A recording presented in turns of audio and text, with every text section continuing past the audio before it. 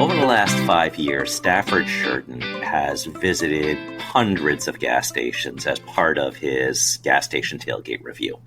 He's much more than that. We're going to talk about a new book and some other things that he's working on that are of interest to anybody in the convenience industry. But first, if you haven't heard already, NACS has a new president and CEO starting January 1st, Frank Gleason, formerly of Aramark Northern Europe. He has deep experience in our industry. You'll be able to see Henry Armour, the present CEO, and Frank Gleason, future CEO, at the NACS Show. See you there, nacshow.com. Joining us today is Stafford Shurden.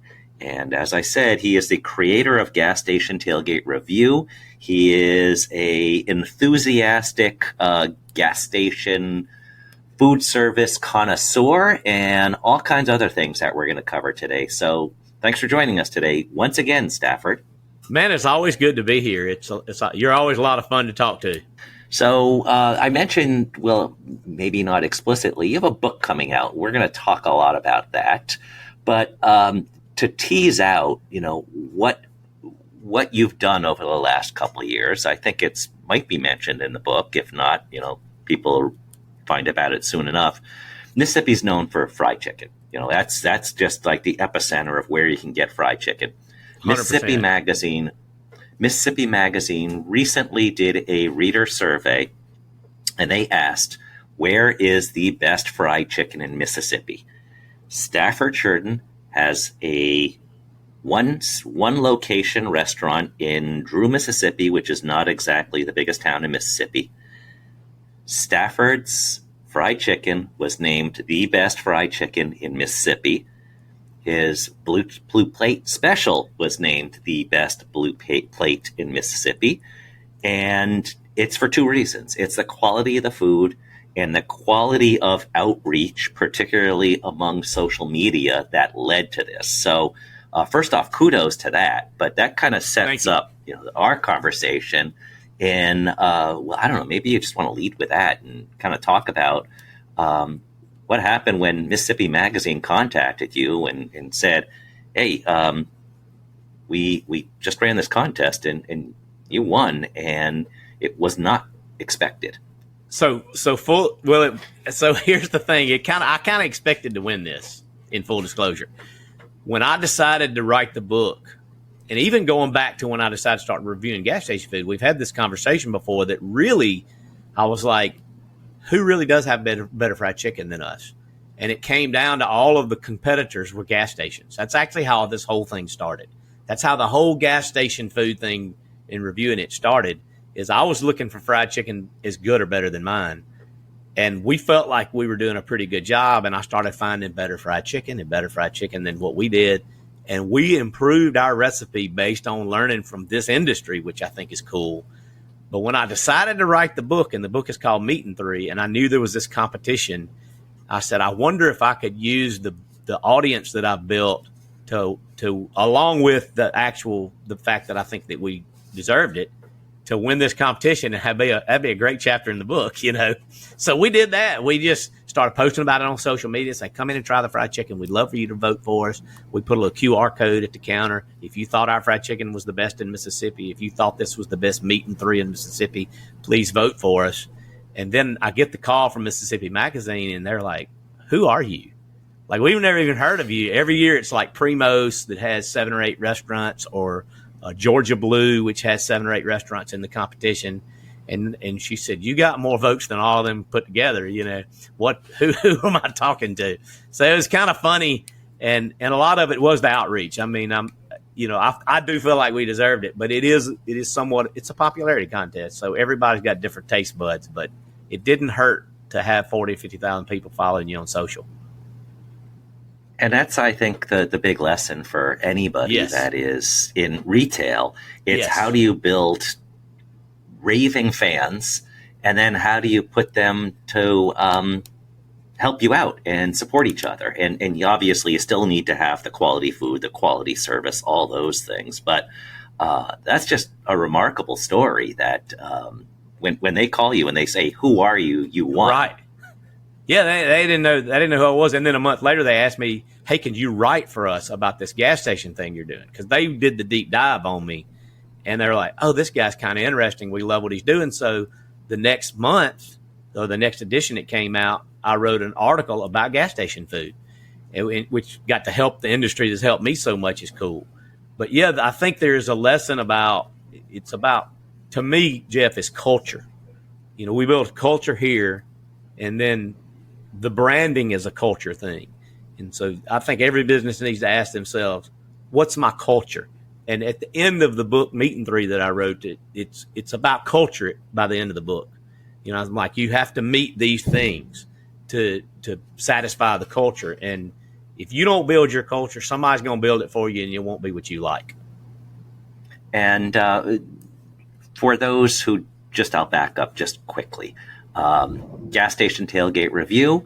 Stafford goes, visits gas stations, tries their food, does it on camera, puts it on social media. You've had millions of downloads, whether it's Facebook, YouTube, etc., and it's become a big thing. And that is your part-time hobby. You are a farmer, you run a restaurant, and the book goes into going through all of those things, just to kind of the life's journey with a lot of stories, because that's really what life is. It's a collection of stories, and what do they mean? It is not a biography by any means. It's like, here's an interesting chapter, here's an interesting chapter. But let's start with the title. The title of your book is Meat and Three, and for anybody in the South, that means meat plus three sides as part of a blue plate, except you spell meat differently. Yeah, I didn't start out, we had the working title really was MEAT, and three, which again is, and I say in the book, the tradition of Meat and Three is older than most of the buildings that you can have a Meat and Three in. And there's a lot of discussion about what that means and where it came from. But really, it's about serving hearty food to working class people in the South. And along the way, as I'm writing this book, and you hate when people say, "Oh, the book wrote itself," but it's a memoir. At the end of the day, it's not a biography; it's a memoir. Just my memories of growing up here in the Mississippi Delta, which is a special place. And as you said, there's a great line I heard: "Never tell a story without a point, and never make a point without a story." And I just didn't really realize that's what I was doing, but that's kind of what I was doing. And the connection was connection. And every story seemed to be about this connection that I had with some individual and how it changed my life. And I'm like, life really is about connection. And so we changed the subtitle. I don't even remember the original subtitle, but we changed it to MEET as a play on words, because it is about Zig Ziglar, who's from Yazoo City, Mississippi, would always say, you can have anything in life you want as long as you help enough other people get what they want out of life.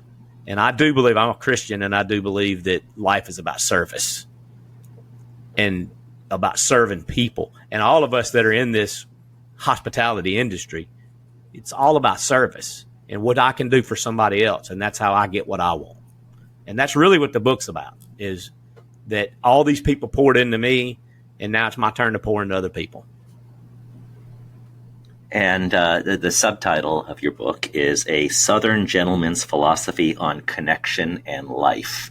And yes. So I think that ties it all together, where everybody has something interesting going on. You in particular have more things interesting going on. But it's not just the connection with people, it's the connection with nature. And one thing that comes through clearly in your book is a focus on weather, particularly rain, and how that guides your life as a farmer. I think that farmers, and really my point to all of that, mentioning the weather and the seasons, is that farmers have a special relationship with Mother Nature, with the seasons of life, with the literal seasons of life. But we also have seasons in our personal life. We have seasons in relationships. We have seasons in business. There's a life cycle. If you went to business school, you learn that life cycle, up and down life cycle. And farmers just kind of instinctively understand that. It's the reason we make great entrepreneurs, is that you realize winter's coming, always winter's coming, never is winter forever. And in being a farmer, you see through my journey the ups and downs of that. But everybody has the worst thing that ever happened to you is the worst thing that ever happened to you. We've all been through a winter. We've all had springtime with all this hope and, things are greening up, and that happens to everybody. But it is a special relationship for farmers. We literally live and die by the rain. We just had our first rain in over 8 weeks yesterday. So it's been dry here. So you had mentioned business education. In the book, there's chapters on college, and there's a chapter on the School of Hard Knocks. What are the different things? And that's something I think pretty common to anybody who runs a business, that there's what you learn in formal education, and then there's what you learn in terms of those hard knocks. I don't, it's been a long time since I went to Mississippi State marketing, and even I do a lot of continuing education too, where I self-teach and I do have a business coach and all this other stuff. And even the terminology they used in marketing has changed. I remember we used to talk about buyer personas. Now they talk about avatars, who's your buyer avatar? How many avatars do you have? And all this stuff. And so, I've been kind of out of the loop because I've been farming, but it's great to have a good business education, a college, and have that base, I think. But you can never stop learning, and the lessons you learn from mentors, and that so many mentors in my life, so many people, and some of the guys that had no education taught me the most good. That had that. Some of the greatest one-liners came from people that never went to college. I know we had a farm manager named Thomas Hall who was so wise, and he had a great line about contracts. He said, "Paper will be still and let you write anything on it." They don't teach that at Mississippi State, and they don't teach it at Harvard either. But it's so true. People can lie to you on a contract just like they can in speaking to you. So, yeah, I think you need both. But that real life lesson and those mentors that can speak to you directly are the most valuable things that I've ever come across.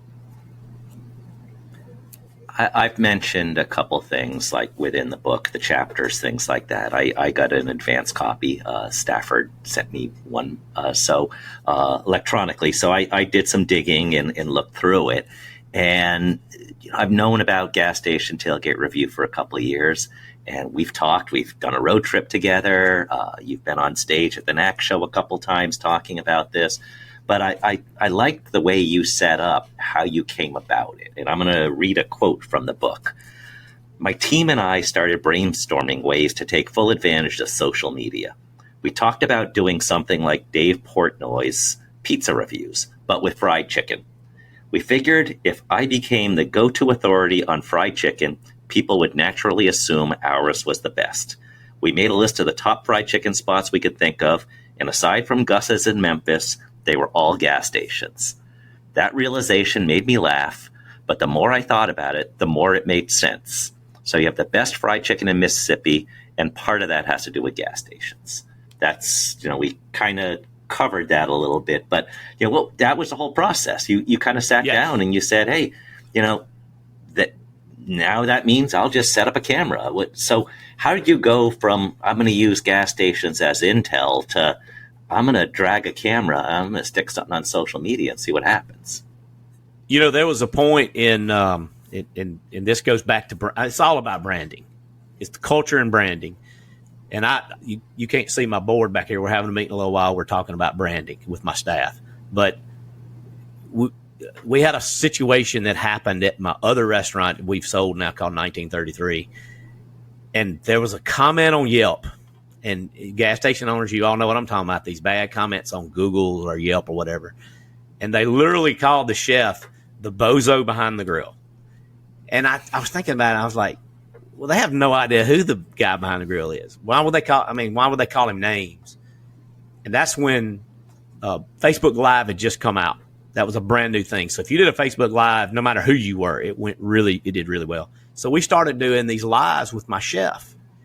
And I said, I want to make him into the star where people know who's cooking their food, because I think food is better when people know who's cooking it. I'm a firm believer, and he was super cool with it. Now, I've got a young lady working for me now named Nisha. She doesn't love the camera, so I can't get her to do some of this. But so I talk about her a lot because she is the magic in the kitchen. But people started coming in. Is Chef Lishman here? Is Lishman here? Is Lishman going to cook my steak tonight? And it was like magic. The reviews became better. We didn't change the food. We just let people know who was cooking it. And so that magic of social media and being able to build that relationship with people became very obvious to me very fast. I also used it in running for judge. I ran for judge 4 times.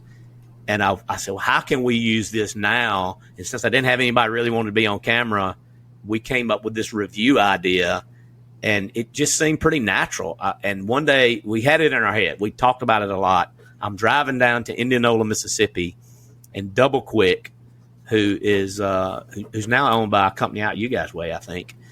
In Mississippi, they have about 70 stores, I think. And I said, let's stop and just film a review. And I kind of looked like a homeless person. I wasn't really expecting it to be that popular, and immediately caught traction. And I went, okay, I'm really on to something. And we tried a lot of different stuff. Don't misunderstand. It's people say, oh, it was overnight. People were watching it. We tried a lot of things before we found that magic combination. And it started with gas station chicken, and now it's just gas station food. We do burgers and sushi and all kind of crazy stuff. But it did start with the chicken. Well, one of the words you used was natural. And I think that when people think about being outward facing, my job at NACS is to be a spokesperson. So I naturally have to be, whether or not I'm an introvert or extrovert, I have to at least be a professional extrovert because I have to talk. I have to be on camera. I have to speak and things like that. But I think a lot of people would say, oh, that's not me. I'm not that outwardly facing person. But, if you're just natural, it can translate, and anybody can do something on social media. You don't have to be like a trained actor or something like that. That's an exaggeration. But, you just have to have just a winning, be a person that somebody wants to hang out with. That's all you really need to start something on social media. And as you said earlier, if you're going to tell a story, have a point. If you have a point, tell a story, and just think about it a little bit, and then just let it rip and learn from it. Well, it's all this social media stuff is storytelling. And being from the Mississippi Delta, we're natural storytellers. So this was easy for me. I can write, I can do the video thing and all of that.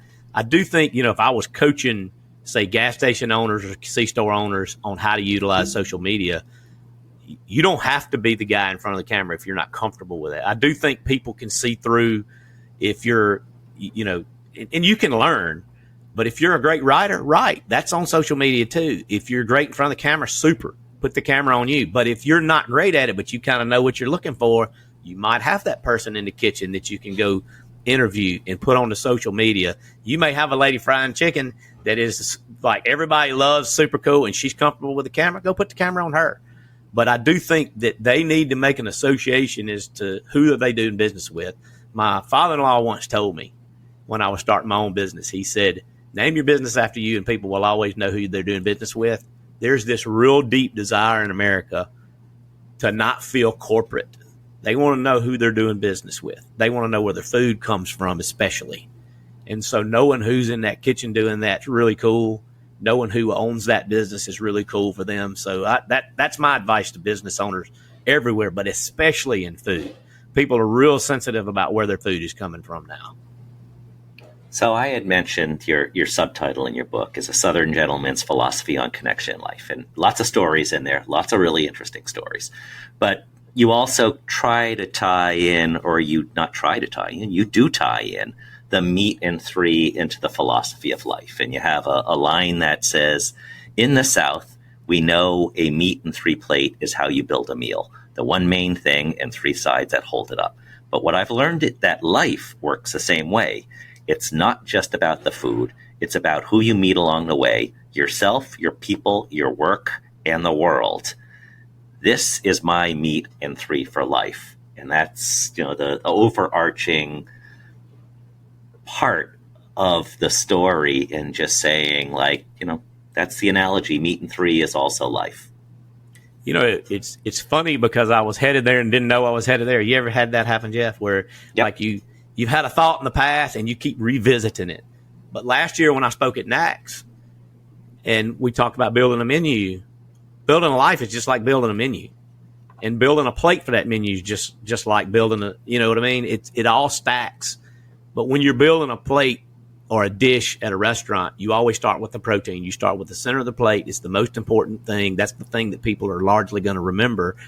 And then everything else is complementary or should be complementary to that main thing. And I just figured out that if, you know, we were talking about being self-aware just a minute ago of what you can be good at. That's that first thing. If you're self-aware as a business owner, if you're self-aware as the manager, owner, or whoever's listening to this podcast, you're so much better prepared to do those other things. Just like if you've got a great center of the plate for your meat and three, it's going to be easier to put those sides on there. It's going to be easier to figure that part out. And I think most people miss the first thing. But in both of those instances, you know, if they don't get that center of the plate right, then the rest of it doesn't matter. But at the same point, if you're not mentally aware and self-aware, which is very, very hard, and even harder for those of us running businesses, because oftentimes the people we work with, we're writing the checks. They don't want to be honest with us. So you have to have the right kind of dialogue where people can be honest with you and be and help you to be more self-aware, because we have blind spots as business owners. I know this because it happens to me all the time. I had a young lady work for me for 13 years, and that was what I loved about her. Was she would say, "You're full of it right now." She would just look me in the eye and tell me straight up. And I'd be like, "What are you talking about?" Because we are blissfully unaware of our shortcomings sometimes. So it's good to have those people around. But that first thing, being meeting yourself, being self-aware of who you are, really helps you build a culture. And you use that word meat again. So it goes through and you're a farmer, and it's vegetables. So a little ironic there, but no, it just I think that's really interesting that once and we've heard it in our industry, it's like be famous for something. So kind of focus on what is your big thing and how do you radiate out from that. The restaurant equivalent would be not everybody can be the Cheesecake Factory that has like 70 entrees or whatever it is. With that multi-page menu, it's focus on what you can do really well, tell that story, build from that if you need to, but start with that central core. Well, that was my whole talk last year. It was like, what are you better at than, or what can you be? Maybe you're not better at something than everybody else, but what can you be the best in the world at? I mean, that to me really is, and we just, and if you read the book, there were a lot of variations of what my restaurant is today. We were not that great when we started. We just weren't. And we finally kind of found a little footing in this meat and three blue plate special kind of fried chicken place. And we just planted the flag and we said, we're not going to let anybody be better than us. And I do think you always have to be figuring out, like, I think this is the way my brain works.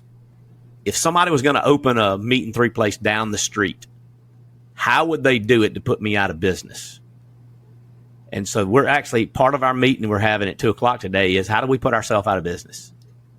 What's that person down the street going to do better than us? Where's our weaknesses? Because again, the blind spots are there if you're honest with yourself. And I've got a couple ideas, but I want to hear my staff's input on that too. And like, there's some, the man I had to be to get to here will not get me to the next place. It's a constant reinvention as we go of ourselves. That's because ripe fruit is dead. If you think you're done, you're dead. Ripe fruit falls from the tree and rots on the ground. So I'm not ready to be ripe fruit. I'm still green. I'm still trying to improve. Sheets used to have something on their website that said, help put us the way we're doing business today, help us put ourselves out of business 5 years from now.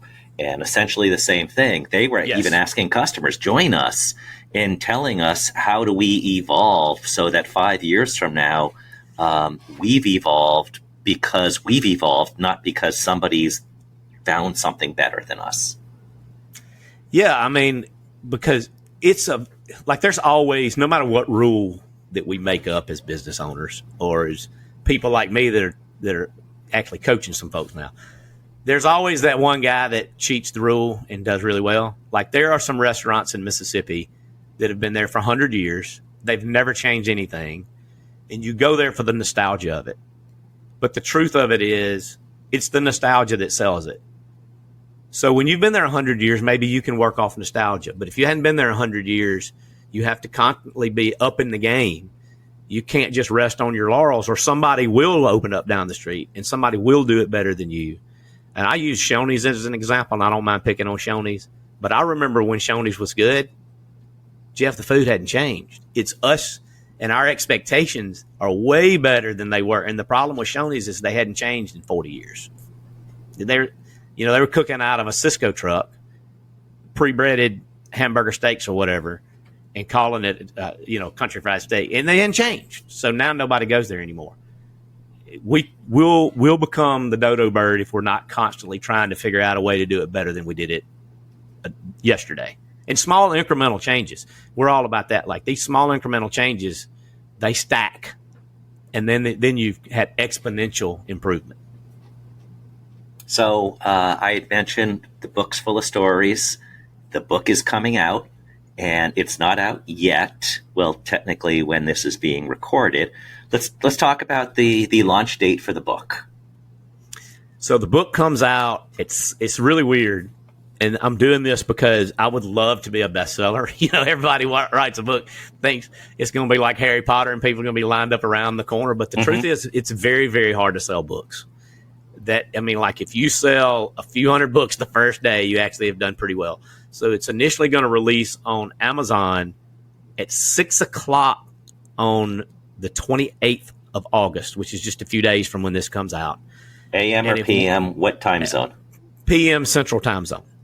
And so that evening, if we sell a bunch of books that evening, the way the algorithm through that works is we'll probably make the bestseller list. So I'm pulling one of those markets. Same thing I did with becoming Best Fried Chicken in Mississippi. I'm trying to pull a fast one and get on that bestseller list, right?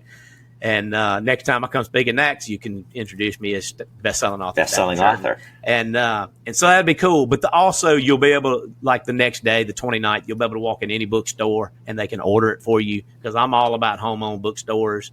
We're already talking to some of those in Mississippi and planning some events. And if you're anywhere close and you want to do, I'm actually, I hadn't talked to Billy Kramer yet about this. So I'm going to put him a little on. Maybe I will between when this comes out. But I really want to go to Billy Kramer's NFA Burgers in Atlanta and do a book signing at the gas station. So I think some gas station book signings would be a lot of fun. And who else would do that but me, Well, one of the things recently we've seen some Sheetz has been doing some concerts. They had the All American Rejects concert a couple days ago. So there are some opportunities with gas stations, with convenience stores to host things like that. And maybe we start with you, Stafford. There could be some opportunities here. But I want to go back to the logistics of when's best to buy the book. Go through again the date and the time. So it will become available on Amazon at 6 p.m. Central Standard Time on August the 28th. After that, it's anytime you want to buy it, and you can walk in your local bookstore, the 29th, and say, I would love you to order the book, and they can order it for you. Okay, so we'll see. And it's not, it is not gaming the system. It is taking advantage of what the process looks like. So how do you get the word out there? And then how do you do something when you get the word out there? Absolutely. So anyway, for those who feel, who circle it on your calendar, that would be 7 p.m. Eastern time zone, PM. Correct. And figure it out for Mountain. And I'm not going to go through all those machinations. But the other thing is, people got to start watching you if they haven't already, your gas station tailgate review. There's some really cool restaurants that you visited, some gas stations, convenience stores, and you're always looking for new leads too. So yes, I was fixing to say that. You've largely been the South, but a couple weeks ago I was in the Pacific Northwest and somebody said, do you think Stafford would come visit me? And I shot you a note. It's like, you never know. So I will.